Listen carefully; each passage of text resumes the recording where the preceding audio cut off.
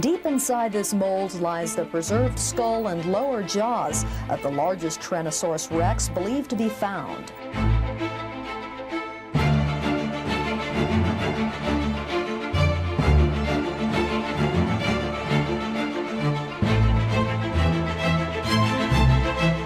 This specimen, discovered by a Hill City collector on August 12th, is said to be at least 70% complete. My first reaction also was, oh my gosh. Pete looked at it as we have to get it out of the ground right now. I looked at it as 29 foot of overburden, and I hadn't been home in 2 months, and I wanted to get home for a while before we started this.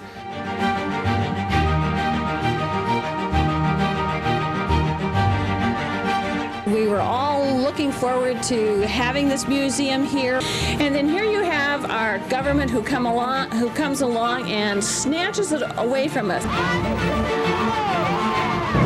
We are protesting because this was totally unfair in what they've done. They've come in and illegally removed our Tyrannosaurus Rex named Sue, and we are here to protest against the government. This was a huge story, not just for Hill City. It was a big national story. She is the biggest T-Rex, but more importantly, the most complete T-Rex.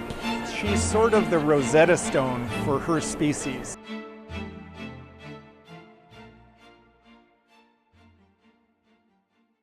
Sue the T-Rex is taking her place along. I was there. I remember getting pictures of Sue as these paleontologists at the Black Hills Institute were cleaning off her big skull. They were scraping some of the dirt off and cleaning it up. And a lot of it had to do, I think, was the fact that it was personalized by having a name for the dinosaur in question, Sue the T-Rex. So I think that captured a lot of people's imaginations.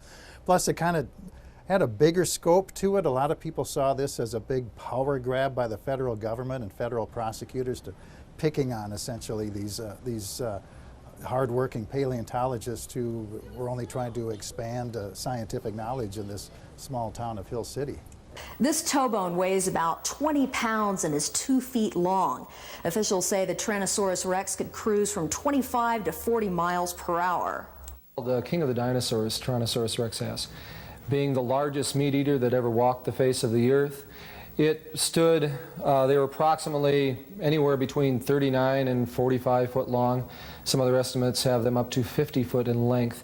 The Larsons say it will take them 15,000 hours to prepare the dinosaur for display, which is really no time at all when you're 65 million years old, give or take a few million years.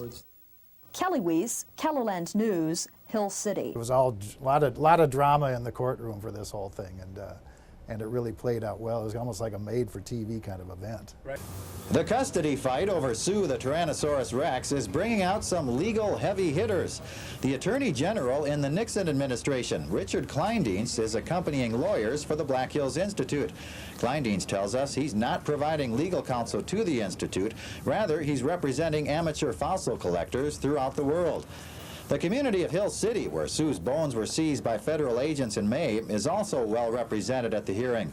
Many audience members are Hill City residents who believe Sue's rightful home is back at the Institute. That's an opinion shared by the first fossil expert to testify at the hearing. Dr. Donald Wolberg of New Mexico examined Sue's bones at the School of Mines this week. Wolberg testified that high temperatures and high humidity inside the storage room are causing some fossils to crack and crumble. Wolberg says the Black Hills Institute is the best place in the world to keep the fossils. But federal prosecutors say Sue is safer on campus than she ever was in Hill City. Perry Groten, Kellerland News, Rapid City.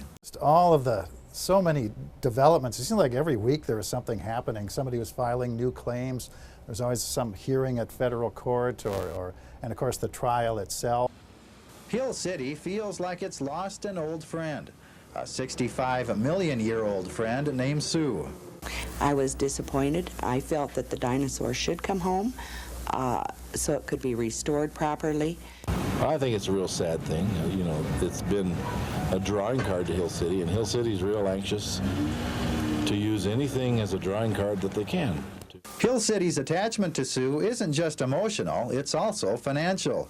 Sue was to be the centerpiece of a proposed natural history museum, expected to draw thousands of tourists here. Those plans have hit a snag with the judge's ruling. We were all looking forward to having this museum here, all of the magnificent displays that the Larsons were going to also donate for this museum. And then here you have our government who comes along and snatches it away from us.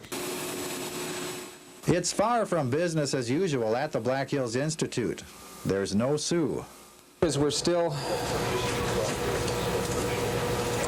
other things on our mind other than business. Larson says legal costs are placing a big financial strain on his fossil collecting company. But Larson tells us he'll pay any price to get Sioux back. Perry Groten, KELOLAND News, Hill City. Because the idea was that they wanted to keep Sioux in Hill City, and they had a lot of backing from people in the community, you know, Save Sioux. You could see all these signs people were holding up, Save Sioux, Keep Sioux in Hill City, but eventually the courts ruled otherwise, and Sioux had to go on, shuffle on her way out of Hill City and eventually out of South Dakota as well.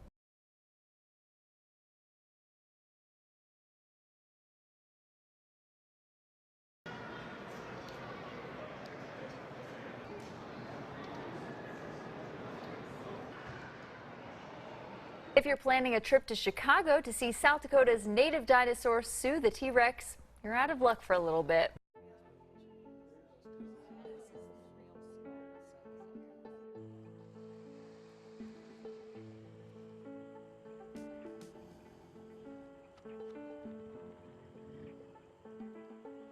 Yeah, I think it was the largest, most complete set of T-Rex bones ever found. So this was a huge deal back in the day in the scientific world and as it turned out in the legal world as well.